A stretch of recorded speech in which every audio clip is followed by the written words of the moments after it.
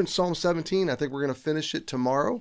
Today I want to focus on verse 14. David is, in big picture, in trouble, and he's casting himself in dependence on God. He doesn't want to do the wrong thing.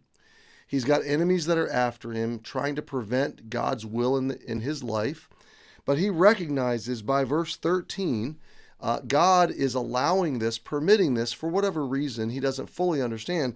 But he knows that God at any moment could arise and disappoint the enemy and cast down the enemy and deliver him. Until then, he's asked God to preserve him and hear him and keep him and shelter him and protect him. So David is responding in all the right ways to very hard things. He knows in verse 13, we covered yesterday, that the enemies of God and my enemies are really ultimately only a sword in God's hand to defeat evil itself.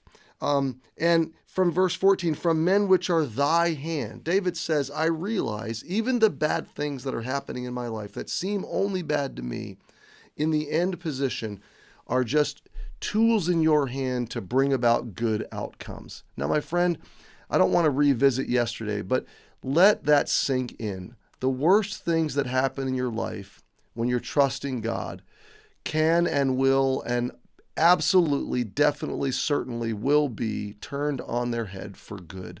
They will work good outcomes in your life. So the worst of life, if you're trusting in God, will only be used to bring about the best. Think about the cross. Think about Joseph.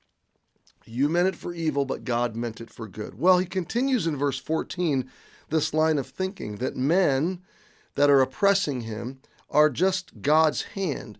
O Lord, deliver me, O Lord, from men of the world. So these are natural men. They're men that don't see the spiritual view of things. They don't see the supernatural view of things. They don't see the eternal view of things. And I could spend a little more time there, but my friend, be careful that you don't become a man or a woman of the world.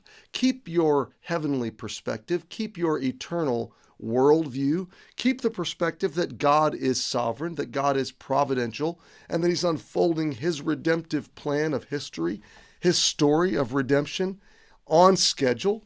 And don't lose sight of that fact.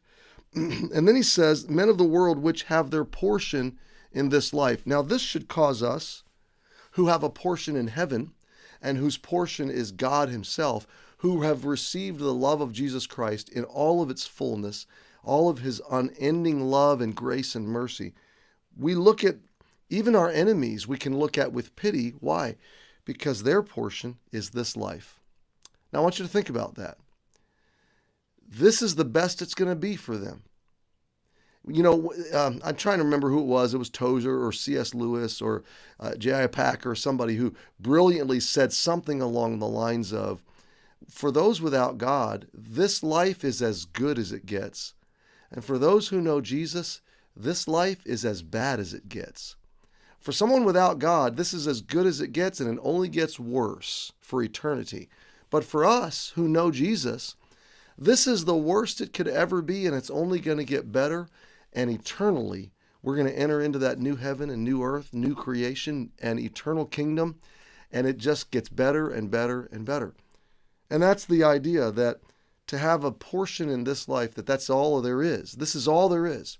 So when you think the wicked are ruling and winning and thriving and flourishing, remember they're like grass that grows up and they'll soon be cut down. And we need to therefore pity them and pray that they'll come to Jesus through the gospel, that they will reckon with the brevity of this life and realize their power, their thriving, their flourishing is really just temporal. And if they don't have Jesus, this is all they have, is a short life and then eternal death. So they have their portion in this life. Look at the next phrase. And whose belly thou fillest with thy hid treasure. Now that's one of two things. It's either a reference to the fact that on this earth we've got to dig into the natural resources of the planet to draw out hidden treasure, gold and gems and value. I think it's probably more practically a reference to the fact of hoarded treasure, hoarded resources, large savings accounts, large retirement accounts, large material prosperity that they hoard for themselves in order to try to secure and sustain themselves. And what he's saying is God allows people of the world to have their portion in this life, and even to hoard to themselves, like ravenous wolves, to hoard to themselves the treasures that they hide in this life, and cling to their treasures with terror, with anxiety, with deep fear that they'll lose it, that they'll come undone, that the market will crash, that the pandemic will grow. I mean, they just live in perpetual fear, and they've got to hide treasure in order to sustain and give themselves, artificially, to give themselves a sense of security. And it's God that allows them to be filled with this treasure. And then he says they're full of children, which in ancient times was like saying they're very secure. They're full of children, and they leave, now look at this, they leave the rest of their substance to their babes. It doesn't really secure them. It gives them the artificial sense of security temporarily, and then, like everybody else, they die and they leave it to whoever they have given birth to. David is, in an unusual way, in an unfamiliar way, what is he doing? He is really calibrating his own soul. In the presence of God, he's preaching truth to his own soul. And he's saying, I'm putting my trust in God, the arbiter, the grand arbiter of justice. I am reckoning not to react to my enemies and not to sin and do the wrong thing. I'm letting God be my judge, and I'm putting my trust in him. I am the apple of his eye, the center of his view. I'm sheltered under his wings. I'm not going to do the wrong thing. I'm going to wait on him.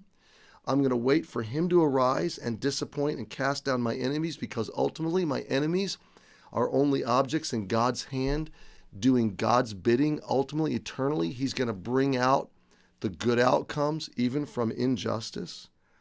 And in reality, these are just men of the world who have a temporary portion in this life, and their belly is filled. They've got to sustain themselves and satisfy themselves with temporary treasure that they've got to hoard and hoard and hoard. And greed, they're the victims of their own greed.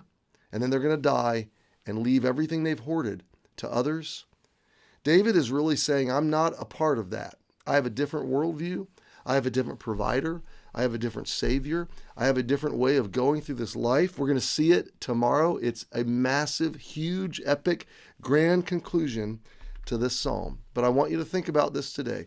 All the wealth, all the celebration and the pleasure and the prosperity and materialism, the God of materialism around us that is pervasive and that's always pressing itself in to our lives. We have to have more, and then we have to secure it. Remember, it's a game. Okay, it's all a game. Your greatest security is when you place your trust in Jesus. Your greatest security is when you're sheltered under his wings. Your greatest security is found in the fact that he is working all things together for good to them that love God and to them that are the called according to his purpose. So my friend, take hope today. Dig deeper your trust in Jesus.